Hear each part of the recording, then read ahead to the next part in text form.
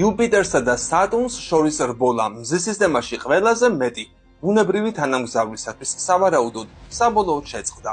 მეცნიერთა ჯგუფმა სატურნის გარშემო 128 აქამდე უცნობი მთვარე აღმოაჩინა და ეს გააკეთა ასტრონომიულმა კავშირმა.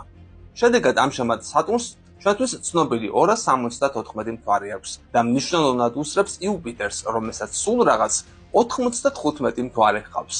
პირველი მინიშნება, რომ სატურნის გარშემო მრავალი თანამგზავრი აღმოუჩენელი იყო 2019-2021 წლებში გაჩნდა, როდესაც 62 ასეთი ობიექტი აღმოაჩინეს.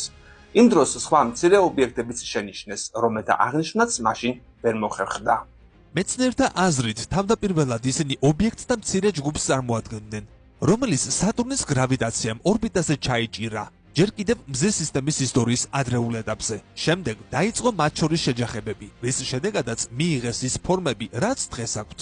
უფრო მეტიც, კვლევრებს მიაჩნიათ, რომ ასეთი შეჯახებები სულ რაღაც 100 მილიონი წლის წინაც ხდებოდა, რაც პლანეტისთვის იმდენად ხანმოკლე დროა, როგორც თვალის დახამხამება. მდებარეობენ სატურნის მთვარეების ეგრეთ წოდებულ ნორდიკულ ჯგუფში, რაც ასევე მიუთითებს იმაზე, რომ სწორედ ამ ადგილას მოხდა ბოლოდროინდელი შეჯახება. ნორდიკული ჯგუფი არის მთვარეები, რომლებიც რეტროგრადული მიმართულებით მოძრაობენ.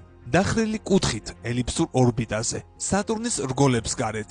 ახლად აღმოჩენილი მთვარეების მსგავსად, ისინიც კარტოფილის ფორმის არიან. გამოიწერე კოდის YouTube არხი. ნახე უამრავი საინტერესო ვიდეო სხვადასხვა თემაზე.